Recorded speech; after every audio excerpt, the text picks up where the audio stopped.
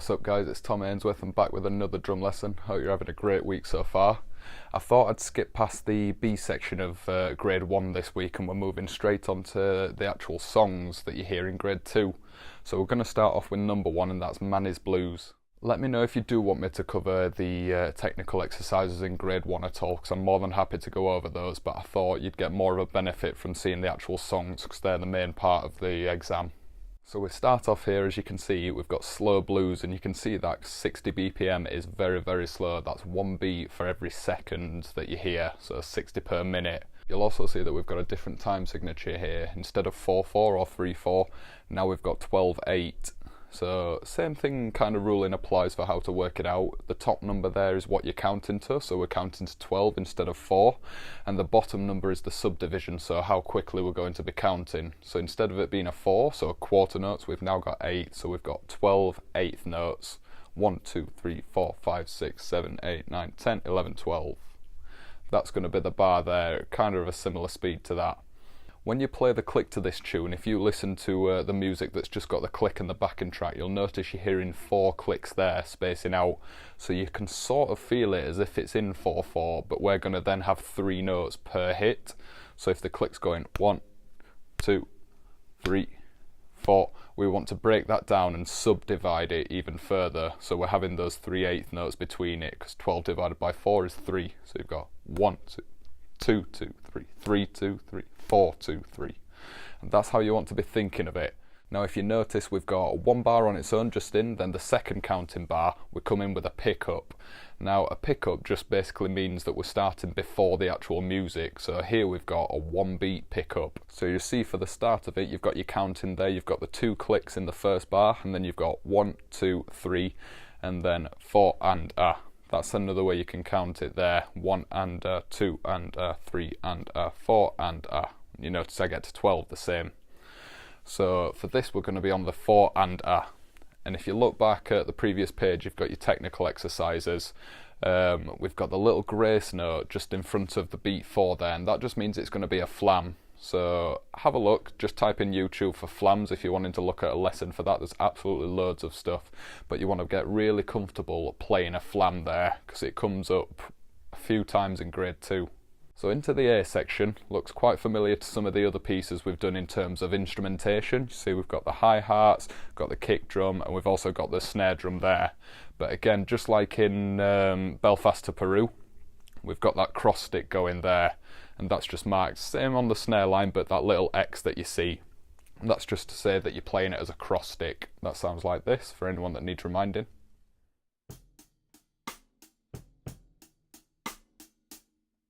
So with this one, it's a pretty simple groove. You see you've got your kick on 1 and 3, your snare on 2 and 4, got a couple of little kicks added in and dotted around, but for the most part you've got that 1, 2, 3, 4.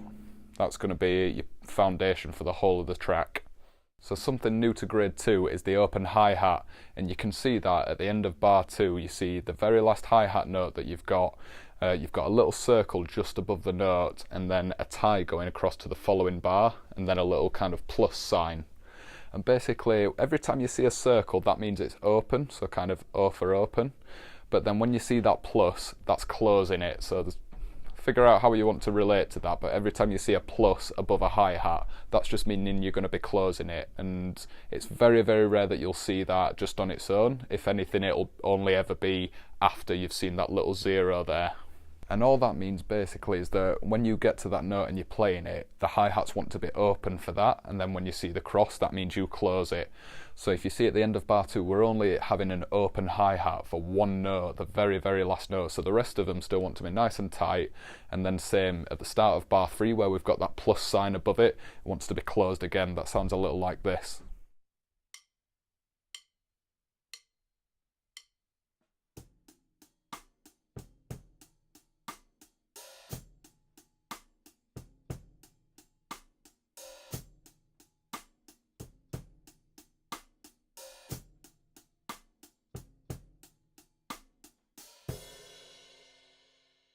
So there I was just repeating bar 2, and that's a great way to get used to it, because you've only got the one note right at the end. You can just play that bar and you get enough time to kind of prepare yourself for it, and then same if you miss it or if you make a mistake, you've got 3.5 beats I guess to come back into it, and then you've just got it at the end of the bar.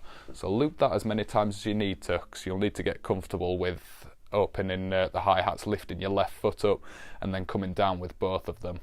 Now bar 4, we can see we've got a fill right at the end there, just starting on beat 4.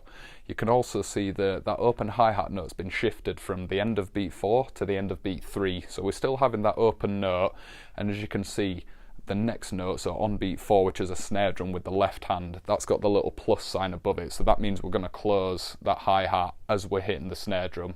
Have a listen.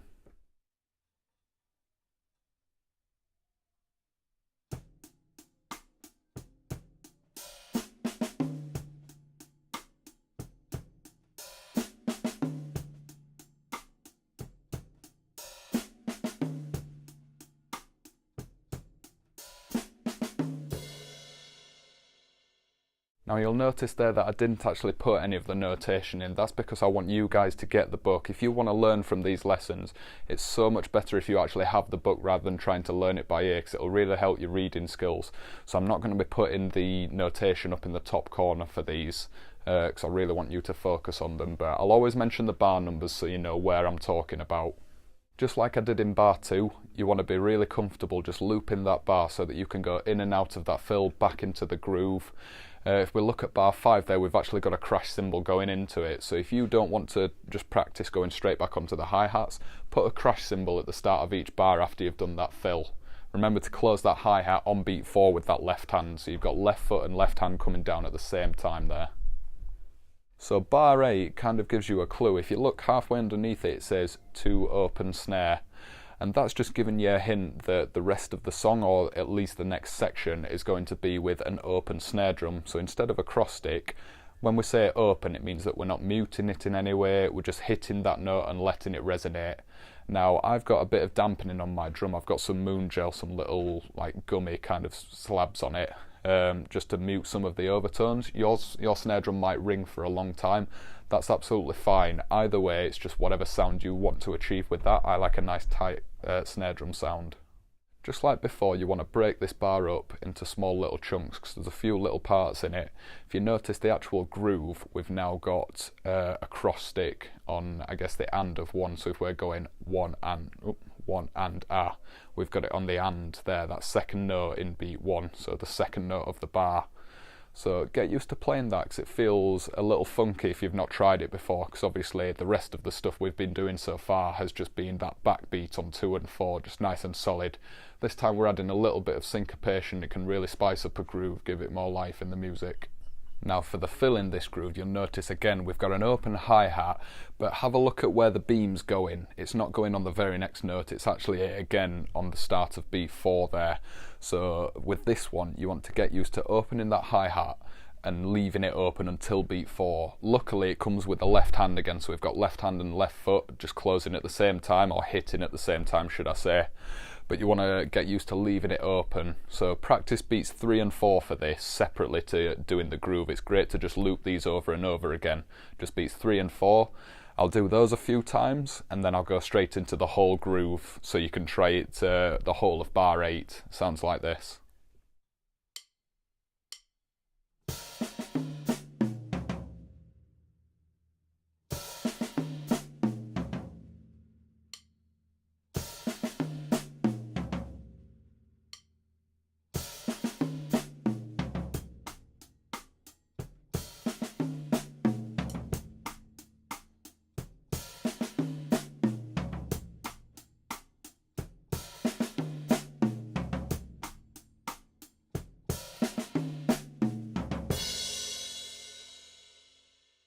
So there, especially when I'm doing the whole bar repeated, even for me it's a little bit of a stretch. So if you want to try the whole bar, then try the whole of bar 8, pause for a bar, so just have a rest bar, and then go back into it to save you having to jump back over all the time. If you look at the following bar, so the B section there, we do actually go onto a crash cymbal, so it's always good to still get over to that crash. So when you're practicing it, by all means practice the full bar and then into a crash cymbal. Try that transition between bar 8 and bar 9, because it's great to be able to have all that fluidity where you can just move across Remember, we're raising the dynamic at the B section, so don't feel like you've got to be soft on that crash cymbal. After you've done that fill, you can really lay into it, because we're going over to the ride for the B section. So as I said, we've got forte there, so we're going to a louder. We had mezzo forte at the start, medium loud, kind of room temperature sort of playing, and now we're going to loud, so you want to be hitting a bit harder. Not too much, because we're going from a cross stick to a full open snare, so that'll lift the dynamic along with the ride cymbal for you. But you do want to be aware, I guess, your kick drum more than anything. You don't want to be playing that too soft. You want to build the dynamic with your hands so that they're all equal, they sound nice working together. So just like the A section, we've got a similar kind of groove, but just with a solid backbeat now, again on 2 and 4. But what you'll notice is in beat 3 of pretty much every bar, we've got a couple of 16th notes there. So you want to get used to just playing, you can either try it with your fingers or just wrist strokes. For this, because it's still quite slow, I try it with wrist strokes, so it looks a little bit like this.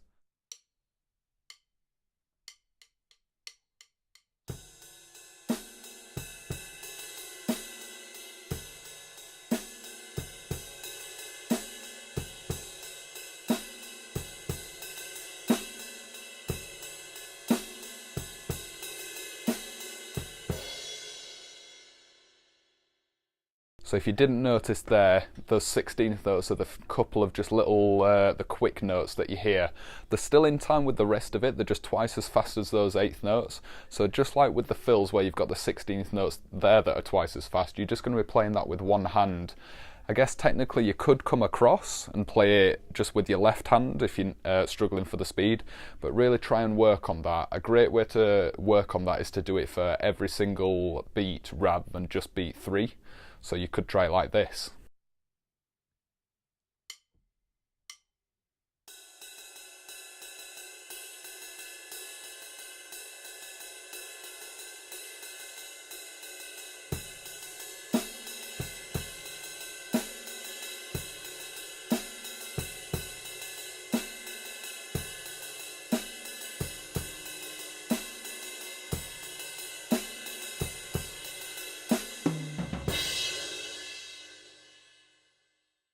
Now I'm going to glance over bar 12 because the fill in that is pretty simple in terms of the rhythm. It's just like at the very start of it. If you notice, we're just, instead of just doing the snare drum, we've also got the rack tom, the first rack tom as well. So we're just kind of working the way around. If you want to listen to it, have a look back at the start of the track. I play it there because this fill comes in twice. But yeah, just have a look, break it down, and then try the whole bar once you've got once you've got a grasp of the fill on its own. Try it with the whole bar. So the very last 2 bars, we've got 15 and 16, if you kind of count 16 because it's got a note in it. But bar 15 there, you notice we've got on beats 1 and beat 3, we've got a crash. Now it's completely up to you how you do it. It depends how I'm feeling, to be honest, or depends where I'm at halfway through the tune, whether I play it all with my right hand where I'm coming across, or if I use my left hand instead. Now have a look back at the video, you can see what I do with that, but I'll do both ways here for you so you can see. Bearing in mind, if you've got a crash cymbal over on this side, it's going to be a lot easier going from your ride cymbal up here with your right hand than it is coming all the way across and back. So that's why I sometimes play with the left hand. It's just ease of movement from my snare drum to my crash rather than coming all the way over like that. So have a look, I'll do the right hand first and then I'll do the left hand.